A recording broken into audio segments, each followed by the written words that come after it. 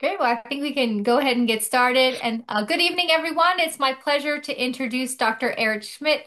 Dr. Schmidt is the president of Omni Eye Specialists in Wilmington, North Carolina, and is the immediate past president of the Optometric Glaucoma Society. And Dr. Schmidt is known for his compassionate approach to patient care and his dedication to advancing treatment for chronic eye conditions like glaucoma, diabetes related vision loss, and dry eye disease. He's here with us today as a partner with Harrow to present a shift in the standard of care for dry eye disease and bring real relief to patients.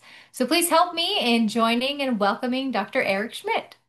Hey, thanks a lot, Dr. Major. It's good to see you again. Thanks Thank for staying on, guys. I was listening to the end of that talk, and Dr. Aziz was speaking about, or there was a question of side effects and how to deal with side effects in glaucoma patients.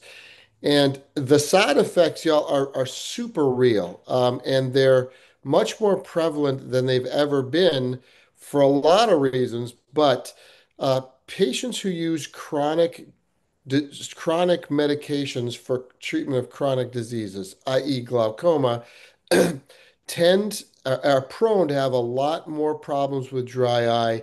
In glaucoma, it tends to be SPK, usually due to a few factors. One is preservatives. You can put a preservative in one time and you're fine, but you do it every day for the next 10 years. Preservatives are a real big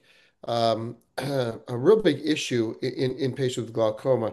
Secondly, still about half of our glaucoma patients are on two medications or more. So the more polypharmacy you add to the glaucoma condition, the more likely you are to have side effects on the ocular surface, such as redness and and SBK. It's such a big problem in glaucoma. Dry eye related disease in glaucoma is such a big problem that this year the American Glaucoma Society, there's an entire morning session related to the treatment and diagnosis of dry eye in glaucoma patients. The Optometric Glaucoma Society meeting is having a session on it this fall. It's no longer something that we can just kind of ignore if you treat glaucoma. And so I want to talk about a little bit about how we can really treat the SPK and the ocular surface disease that arises with glaucoma with a drop called VEVI. Now I'm going to introduce that a little bit. First of all, I got to tell you, I'm a paid consultant of Harrow. Everything we talk about is going to be on label today. But this is what we're talking about. There's 3 million glaucoma patients, active glaucoma patients, who are receiving treatment in the United States today, and half of those are on more than one medication. So the opportunity for dryness to occur and ocular surface disease to occur in glaucoma is just increasing month by month by month. And if we're doing our due diligence as glaucoma doctors, we need to stain the corneas for with sodium fluorescein to look for the presence of SPK. Quite simply, we should probably listen and ask for symptoms more than just saying, "Hey, how you doing with that?" Ask for specific symptoms specific to dry eye, and you're going to find these more than we've ever thought before. The other thing on glaucoma, y'all, is it's trending younger. It's absolutely trending younger. Younger patients, as you know, tend to spend more time on screens. So we're setting up kind of a perfect storm for side effects on glaucoma. And I'm not saying we shouldn't treat glaucoma, not at all. But it's also incumbent upon us for those patients whom we are treating, we need to really look for the presence and ask about the symptoms of ocular surface disease. These are just a few of them that pop up that the common symptoms we see with chronic dry eye disease. In glaucoma, though, there's really two that come to mind. There's two studies that were released last year around glaucoma that shows that glaucoma patients absolutely have a reduced reading speed. There's two studies that have unequivocally show that. And it's not because their vision's poor. It's not because they're older and not as mentally nimble. It's because their dry eye scores are real high. And dryness, especially when it's related to glaucoma patients, reduces their reading speed. The other thing they're finding is that their night driving is more difficult, and it may not always be correlated to the the degree of retinal nerve fiber they lost. We know that the more RNFL they lose, the more likely they are to have night vision problems. But even in patients with rather robust RNFL, but who have SPK associated with treatment of dry eye, they have much more difficulty driving at night than their counterparts that don't have glaucoma. Those are the two big ones that really the symptoms to ask about when you're talking to your glaucoma patients about side effects.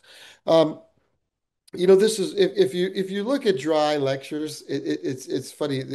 We can sometimes really overcomplicate dry eye, but it really comes down to inflammation. Whether it's aqueous deficient as the etiology or evaporative as the etiology, inflammation is the problem, and that's what causes the SPK. That's what causes the redness. That's what causes the decreased vision, and that's really what causes their symptoms. So, regardless of whether it's aqueous deficient or evaporative as the cause, is more likely to be a combination. Inflammation is the problem. Now, we know how to treat inflammation with anti-inflammatory drops. You've heard of cyclosporin. It's been around an awful long time.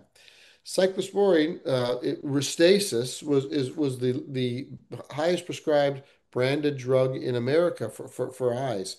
Um, but it's interesting if you look at the studies. This was based on two studies, real world studies about how patients use their cyclosporine when it's prescribed for dry eye, and it shows that there's a really high discontinuation rate.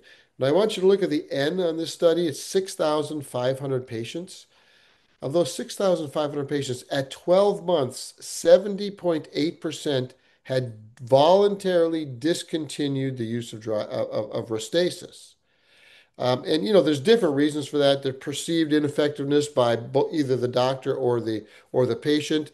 Cost might be an issue, but more likely it's due to side effects. And again, the longer you use some chronic medications, including dry eye medications, the greater the chance you have of setting up side effects. So this is an eye-opening slide. Really, it doesn't do us any good to add another drop on to our patients who are already using glaucoma medications if 71% are going to discontinue using the drop.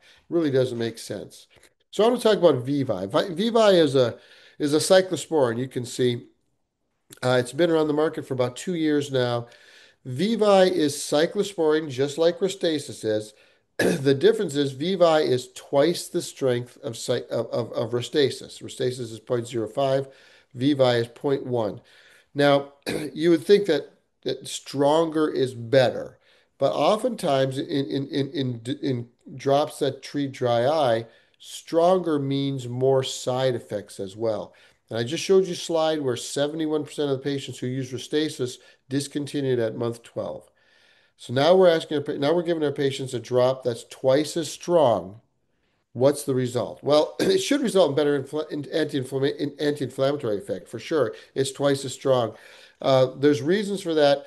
The better bioavailability, the more drug you use, the more drug you have available to treat the inflammation. Also, generally, the stronger the drug is, the quicker the onset of action. One of the complaints with the older cyclosporine, the zero point 0.05, was that it took months for the patient to see any really good response on their symptoms, and it took months for doctors to notice any improvement in the signs of inflammation. The other thing about VEVI that I want to talk about is even though it's twice as strong, the tolerability is exceptional. We're going to show you some studies on that in a moment. So you can make cyclosporine stronger to make it more effective, yet improve the tolerability. And you do that by the addition of a semi-fluorinated alkane as the vehicle. And we'll talk about that in a moment. Remember, it was non-preserved and it had a different type of vehicle. The vehicle in VEVI again, is a semi-fluorinated alkane that I'll talk about in a moment. This real quickly, safety information. The biggest adverse reaction is 8% of the patients who use this VEVI was installation site reactions. They're aware that they got it in their eye. Either it stung or it fell out of their eye or something like that. So that was the biggest side effect, 8%. Temporary decrease in vision was about 3%. You can use VEVI in contact lens patients. You just can't administer it over the contact. You want to wait 15 minutes before you administer it. So I talked about this. The semi-fluoridated alkane combined with a cyclosporin is what makes VEVI what VEVI is. So VEVI is the first and only semi-fluorinated alkane dissolved cyclosporin indicated for the treatment of signs and symptoms. There's been 3 clinical studies on it. Again, the biggest adverse effect is the 8% of the time the site installation problems. Um, this is what it looks like, VEVI. Again, there's no preservatives. There's no pH in this. There's no water in it. Because there's no water, it doesn't require any preservatives. Because there's no water, there's no pH to mess with. There's no osmolarity issues. And it's a teeny little drop size, which is good because that means you can put a lot more drops in a bottle of VEVI. Secondly, that makes it a very comfortable drop size. A lot of eye drops are really big, bigger than what the tear can hold, the ocular surface can hold. A 10 microliter drop is smaller than the human tear, and so you don't have this thing pouring out of the eye. The only problem with it is sometimes it's so small, patients don't even realize they've got it in their eye. Now, I want to talk about the semifluorinated alkane. In VEVI, it's perfluorobutylpentane, which is different than a semifluorinated alkane in some other drops. The key difference is, y'all, this is the vehicle. This is not an active ingredient.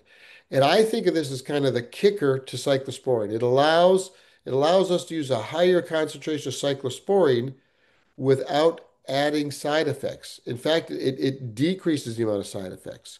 Um, by adding the semi-fluorinated alkane to the cyclosporine, it greatly increases the bioavailability of the cyclosporine, and the SFA is found in tears 8 hours after installation. It adds some thickness to the drop, and also what it does is it spreads over the surface of the eye really quickly, which kind of keeps the drop in there and makes more active ingredient available to penetrate through the cornea and affect the inflammation. Now, when I was looking at this drop, the question I had was, is it the increase in concentration that makes this drop more effective in treating inflammation, or is it the addition of the semifluorinated alkane? And I got 2 slides to show you that it's really both.